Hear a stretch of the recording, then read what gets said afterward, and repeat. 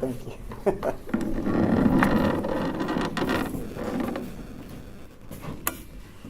Can you guys hear me back there? Steve's like, no. I just had to get hearing aids because I can't hear anymore. So I'm doing this out of respect for people that may be a little bit like me. I'm Carl, I'm an alcoholic. So one person's telling me to stay humble, the other person's going, don't listen to him. So this is the struggle of being in recovery. There's one side of you saying, do this, and the other side saying, learn to do something different. At least that's been my journey. You know, so I've been coming to this room since 2009, and I have 5 years sober. So if that gives you an idea, I struggled here. So everyone likes to know the beginning, where I come from, because a lot of us get stuck in that.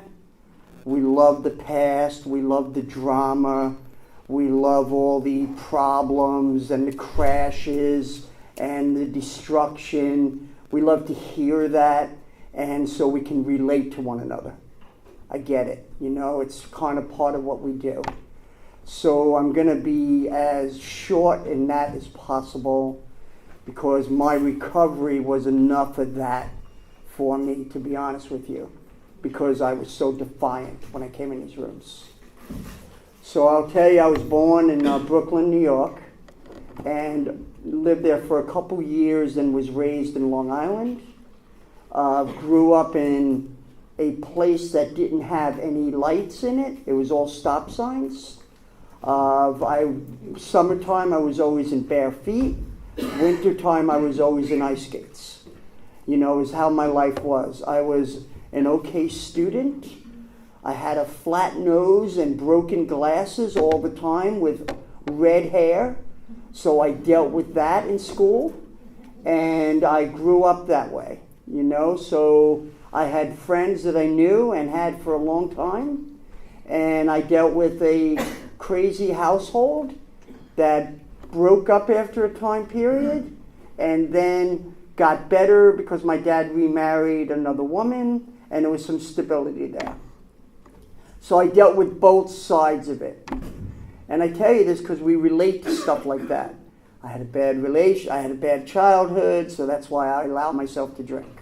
You know, I tell myself that in recovery. You know, I come in here and I hold on to these things, and I held on to them like crazy, so I allowed myself not to do AA, even though I was in this room. You know, and so that's why I'm saying that to you like that. So I left there and I went to Northeastern University, played ice hockey, had a ball, and met alcohol and cocaine. It was the early 80s. So that was the end of my career, what I practiced on doing my whole life, and I shot that out the window and became an alcoholic. True alcoholic. And what do we do as a true alcoholic? We drop everything, school, friends, college, everything, and go on Grateful Dead tour. Yes. I spent 9 years on Grateful Dead tour, over 500 shows. The DEA stood for Dose Every American, and that's what I believed, and that's what I did. I became a very good drug dealer. That's what I became. Okay, so here I am. I'm in school. I'm doing really well of civil engineering. Now I'm a drug addict. And I'm also a drug dealer. Okay, really great life. So what does a drug dealer do when he needs to make more money? He moves to Thailand so he could start smuggling drugs. So that lasted for a while, did really well, until it didn't. Maybe some of you experienced that and ended up in jail.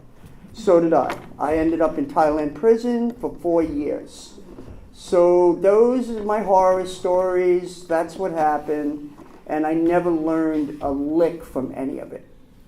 None of that stopped me from drinking. I had a drinking career for another 10 years after that. So it just didn't do it, you know. I came here and I was in New York, and it was like 2008, and I had a company that was doing okay, And then I started to get this really bad $200 a day necessity to alter my brain. And I needed to get out of there, so my family said, why don't you move down to North Carolina? And that's what I ended up here on Christmas Day at the marathon in 2009. I like to say I picked up my first white chip. I didn't. This is where my story really begins, that I know of, that I could really talk about, that really matters to me, who I am right now. So 2009, I came in here, and I met a guy named Jim back there. And Jim drove a little red sports car, and he talked to me for like 15 minutes back there. And it was the first time I started to hear something to break through this thick brain of mine. I would like to say it was enough, but it wasn't. But at least the seed started to get planted.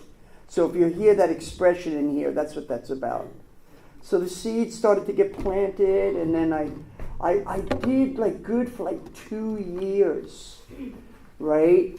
But then I got cocky, started to not, I went through this thing with a girl and was upset, and instead of talking to somebody, I had the ability to deal with it on my own.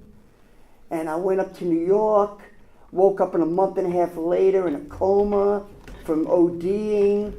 I really had a good grasp on it, and so it really is cunning and baffling.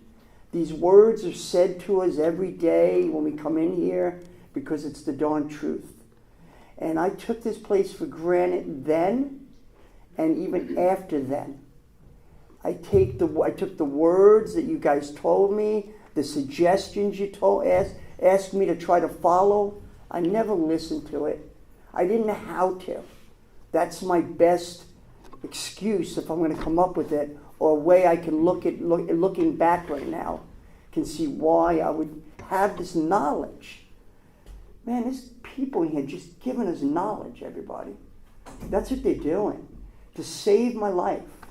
And I just couldn't absorb it. I didn't absorb it. It's like, I took a drink because of 1,000 seeds. I took a drink because I took a drink.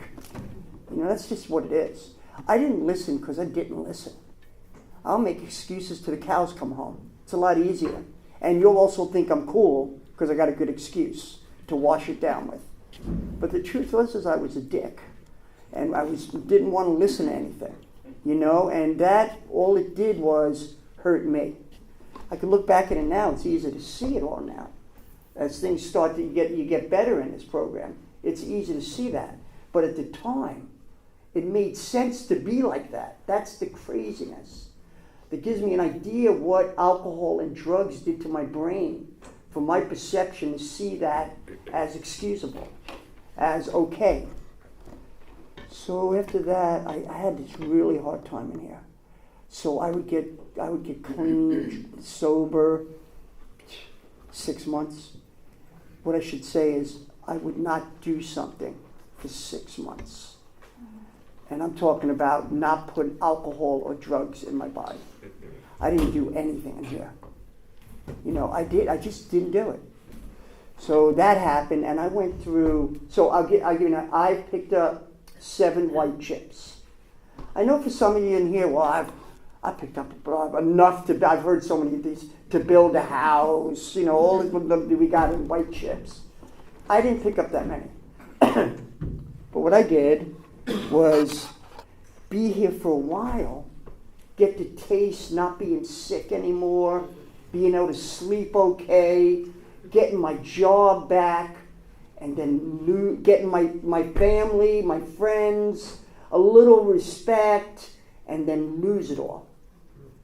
I hope none of you have to experience that 6 times.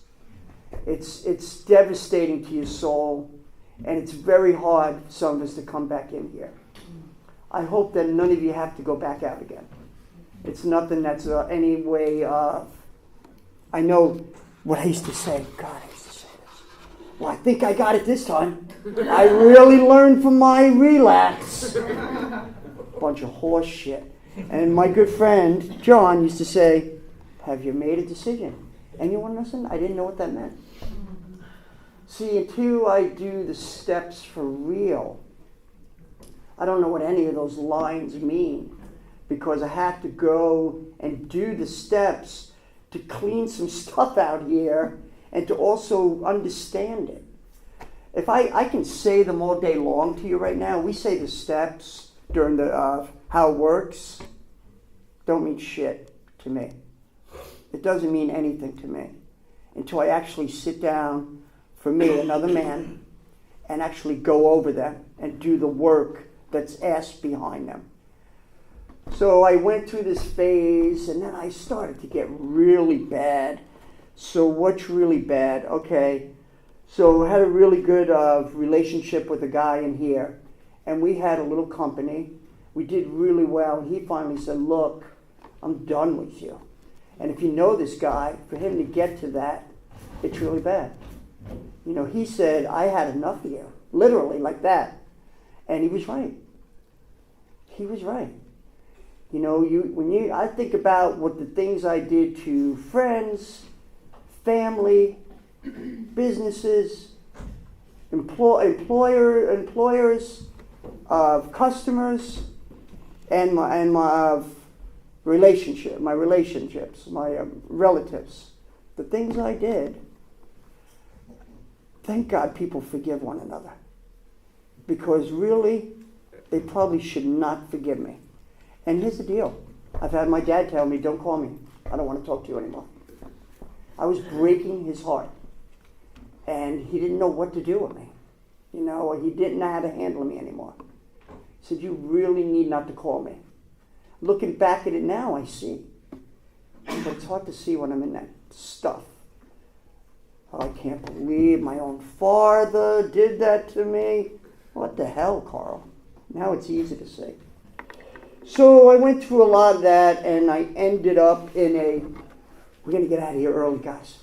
I ended up in a trailer with no electricity, no water.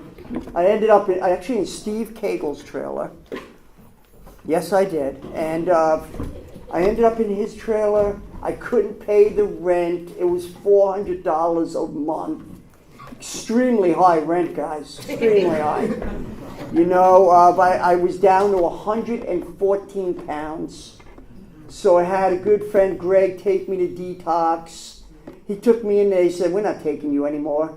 We're sick of you. We've seen you. We know your little game. We're done with you. And he said, and literally like that, they said it to me too. And so then I was out of there. So then I found the loophole. If I call the ambulance and they take me there, they have to take me. Great. So I call up and I stage this thing with a knife next to me. I'm going to kill myself. You know, I'm desperate. This is what I had. This is where I am now. I'm straight out lying to the EMT because I'm desperate to save my life. And this is the only way I know how to do it. So they take me in there, and the doctor comes out and goes, sorry, we're not going to take you to detox. After all that, they said, you're going to ICU. See, guys, I had gone from, I weigh $180 now. I'm not a big man, $180. I went to 114 pounds. I was sick, literally sick. And I'm talking physically. I know a lot of you know how sick I am mentally, but sick physically. And they took me to ICU. They put me in there for, this is when my life finally begins. All that other crap that we like to brag about and talk about and think was our lives, for me it isn't. That was the thing that I survived. Those were the times that were just desperate and lonely and depressing and made me come to this room. I just got my coffee. So they put me into ICU, got me well enough where they sent me to this place called The Bridge. This was before they had the safe house. We all know this place is called the safe house now. Now, what they used to took me to the Bridge was way out in Albemarle. and they only put you there for a week, but after a week, I couldn't walk still. So I talked to the guy, say, will you please keep me here longer before they send me to Samaritan Colony? Mark said, yeah, try to keep him there longer. When he comes here, he's going to have to do stuff. He can't be bedridden. So they kept me there for 21 days. See, everyone's recovery is different. I'm so grateful that happened to me because what it meant was 7 days ICU, 21 days bridge, 28 days Samaritan Colony. I'm off the street that long. A little bit more strength for when I leave there and get out of there. So I leave there. I go through, the bridge, Samaritan Colony. Hated the place for the first 2 weeks. Hated it. It's just the truth. Didn't want to leave the last 2 weeks. It was the greatest, because things started to change. I really started to go through a change. I'm grateful for that place. And so I went to Samaritan Colony, left there, and then I had a thing going on where I was going to go to Albemarle, because I had met a lot of people there when I was there, and I was just staying at this person's house, which I did, and I wasn't going to work for 3 months. My big deal is, so what I found out about in this program is, I need to find out what's up with me. I need to be honest to my counselors, so my counselors can help me make some kind of game plan for my recovery. So what they said is, you shouldn't work for 3 months, because your big deal, Carl, is you go to work, you make some money, and then what do? You get successful.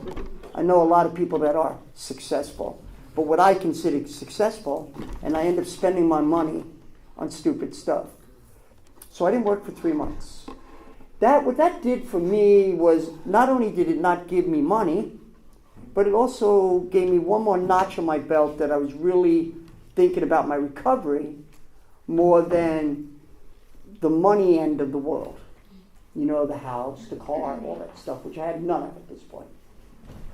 So I did that, and I was staying at this guy's house. Then I got this job. I went from no money to making a really good amount of money.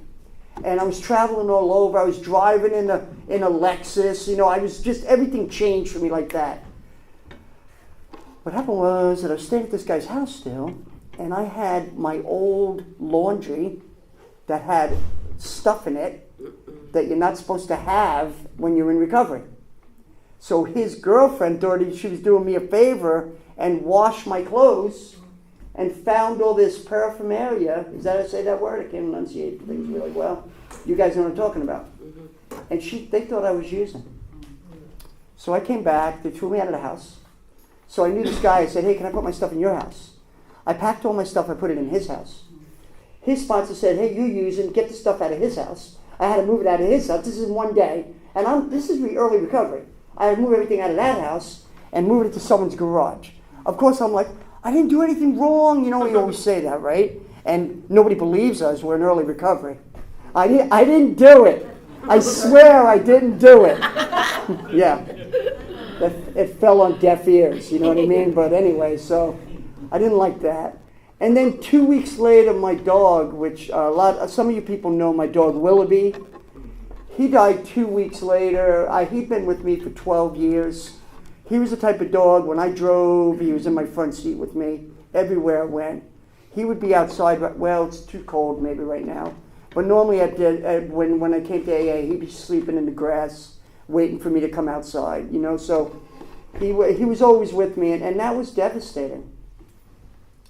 So I buried him at the river up in Albemarle on a river. And, it's crushing to go through stuff like that. But there's that notch on my belt about one more thing I did, and I didn't have to use the excuse to go get drunk. These little things I started seeing and recognizing. So I didn't really have a sponsor still. I had one, but he was, I don't know, something strange about this guy. It wasn't working out. Believe it or not all sponsors in here are going to be cool just because they got the name sponsor to them. I found that out. Just like not all sponsees are going to do what they're supposed to be doing. I found that out. I did that. So anyway, so I got this guy come up to me, and I knew him, And you guys have met him because I've introduced you to him a couple times. His name's Jay. And Jay said, I said, well, I'm really grateful that people will keep accepting me back in here, doing my recovery. And he looked at me right in the face and he said, you know what, Carl? Pretty soon they're not. You keep relapsing. People are people. Yeah, we have this line in here. Put quotes around it again. And it goes like, you're always welcome back. I think we have it on the board and everything like that. We say it over and over. And you are. You are always welcome back. But you know what? You keep kicking somebody in the shin. Guess what? They're not going to let you kick them in the shin anymore. And when he told me that, it really was an eye-opener for me. It said to myself, you know what? If I don't start really paying attention in here, maybe I'm not going to get this, or nobody's going to help me anymore. Or very few people are going to want to help me in here. Let's put it that way. So he asked me, do you want, I said to him, well, why don't you sponsor me? And he said, okay, let's do it. So I had this job. I was traveling all over the country, and I would sometimes be like 200 miles away from him. I think I've shared this a couple times. And I would have to drive to him every Sunday to do the steps. Because another thing he told me about my recovery, he says, what he discovered, he got sober at 16 years old. He's now 51. I think I told you guys this. I introduced him the other day. And he said, what I've discovered is that we, alcoholics, have a window of time when we're alcoholics like you, before you relapse again. That you need to get and do the steps. Because if you don't do those steps, you are not going to get this. Because you need to do the steps. I said, okay. So I took that, I paid attention and I really listened. And I didn't take it as just something he said. I took it as something I needed to do. So I did it. I didn't miss a Sunday. No matter where I was, I drove there. If I had to get up at 3 a.m. to drive to him to make sure I was there. That was another notch on my belt that I really cared about my recovery. I was starting to get the thing because I really didn't care about a lot of things. So I was starting to learn to care. That's another thing I learned in this place called recovery. So I did the steps, and you know, and people say it, there was nothing earth-shattering that happened to me. I grew up a lot in 12 weeks. I slowed down a lot. If you can imagine, if you've met me before, I'm not slow. So I used to be like a guy on crack, crystal meth, and 3 shots of tequila all in one at all times. So it was good to slow down a little bit. My thought pattern slowed down, and I could think a little better. I started to get healthier. You know, I was still, a little bit. So we're talking about 6, 7, 8 months into picking up my last white chip. So my body is still coming back. I don't know if anybody has ever done heroin in this room or opiates in this room. They really affect your sleeping.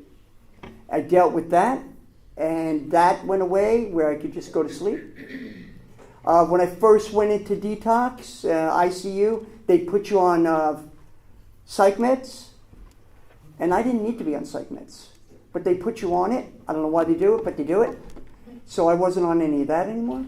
I wasn't on anything but the precious fluid. Yes. So, that was the only thing I was on. So then I started to smile a little bit more. I was genuinely starting to get happier. I was genuinely starting to be a little more hopeful. I saw something, I saw light. I wasn't in the tunnel anymore, and it was mostly sunny out. So then my job shifted from having this region, I went to Nebraska. And Nebraska, I really started to make serious money. And I was all alone. And and they paid for everything. Being out there, I had two brand new trucks, and a brand new car, and I was like, yeah, my ego could get big. And the first thing I did was go get a darn meeting. And then I went into the meeting, and they were not doing it like us. I'm going to tell you right now. They cross-talked. There was probably one table with 12 people at it when it was a gigantic filled meeting. They talked a lot slower than I could ever talk. But they said hello to me and shook my hand. And they took me under their wing and they made me a home group member right away. I didn't even ask to be it. They gave me a day when I needed to chair the meeting. You know what they do there? It's pretty wild. Hopefully you guys will travel.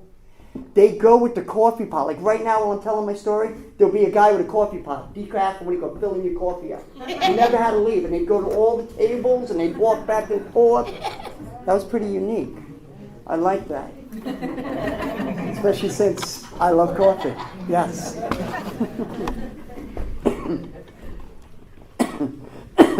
Excuse me. See this cough? That's from me ODing because I didn't listen.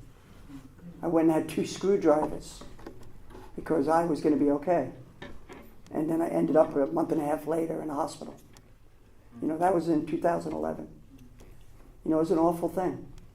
And I had friends, like, if you look around the rooms right now, all your friends that love you in here, and think about if you did that, how they'd feel.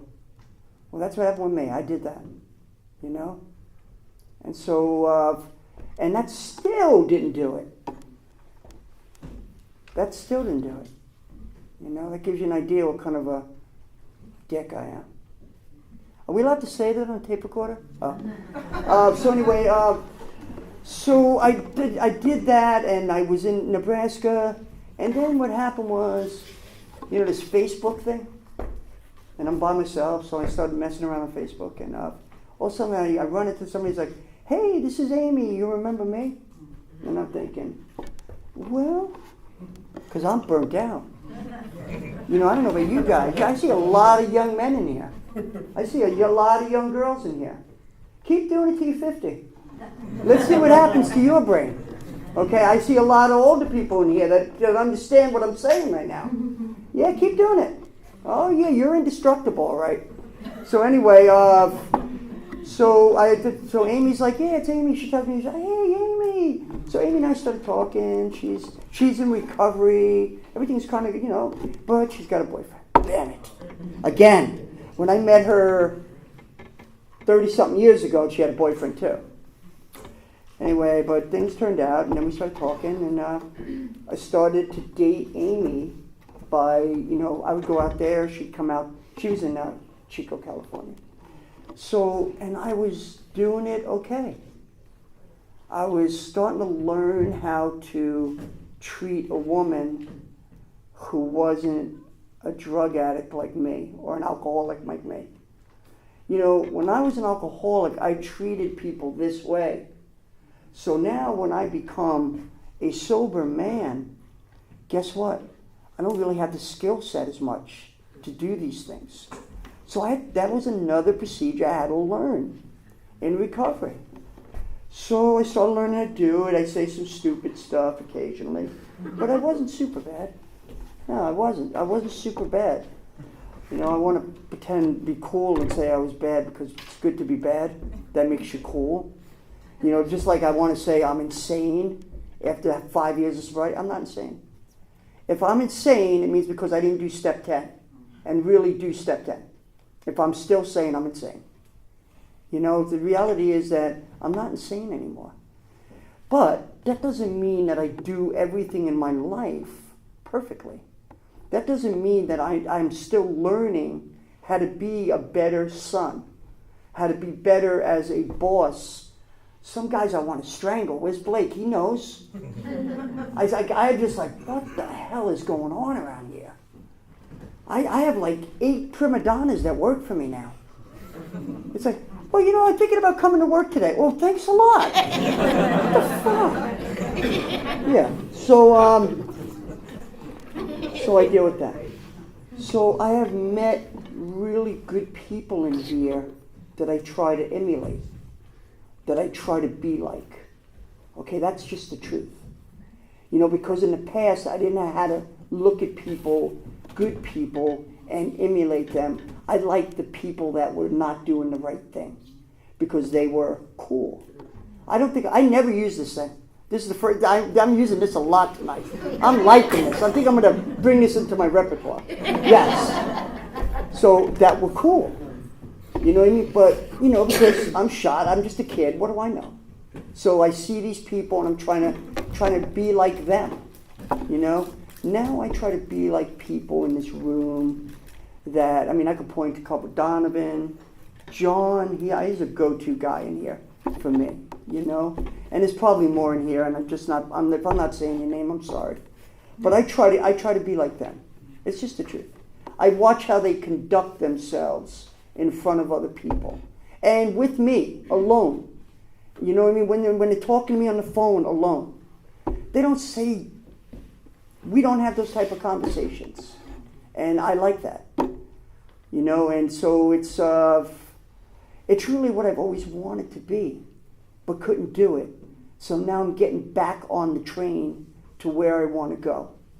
I had a discussion, I was a discussion leader 3 Tuesdays ago. I talked about goals in here. That's where my head's at now. I don't wake up in the morning thinking, I need a drink. I need a drink, and I'm like this. And I did that. So don't think I never did that. I did it. But that's not where I am in recovery right now. I think about, okay, what do I want to achieve today? Who do I need to apologize today to? Who do I need to say thanks a lot today to? Guys, where is she? This girl gets up here, can't see, and just went through all of that stuff. I was thinking the whole time when she was talking, she's friggin' amazing. So I'm getting to think about other people now. These are the things that go on with me. This is what recovery to me is about. I play poker every Wednesday night. I'm thinking of you, Bob. Bob came and played poker the other night. I have these guys come over. They're like 20 years older than me. I don't hang out with guys 20 years older than me. I do now. And let me tell you right now, they're all Republican and I'm a Democrat, so they break my chops left and right. It's the greatest. And we have a good, solid time in there. We have nothing but fun and just laugh at one another, and nothing's that serious. Nobody gets up and wants to fight or gets angry. My whole demeanor has gone through a change. When I came in here, my hair was down to here, I had a beard, I couldn't even shave because I couldn't look at myself in the mirror. That's just the truth. I friggin' was just a feral animal. All I learned is I was street smart. That doesn't get you too far in real life though, guys, because we don't just live on the street. I come to find out we live other places in the street. So I have people that are in AA, I have friends with. I have people, my family's moving down here. My family that wouldn't talk to me now are moving down to be around me. Go figure. They're probably moving down to be North Carolina. So that's that humble thing. Yeah, they're really this is a beautiful place we live in, guys. We have this great place, great opportunity to change our lives for the better. And it's like we don't live in a desert. We live in a gorgeous place in the country, because I've lived in a lot of our country. We live in a beautiful part of our country, and I'm really grateful I can see it now. I drive down the street, and the road, or whatever you want to call it, and I look around, it's like, this is pretty cool, man. It's always green. It's just a really nice place. You's shaking his head because he's not from here, and he's like, this is a nice place. Yeah, it is. He doesn't like it here. He likes it here. No dogs. I know. So, and I know people. So I know their backstories because I've listened to them instead of pretending to listen to them while waiting for something to put in my body. Having real conversations. It's freaking amazing. Well, I'm really grateful that you guys listened to me. Nobody left. Thank you. My ego might have been bruised a little bit. Thank you. And that's about all I have to share. Okay? Thanks for letting me share.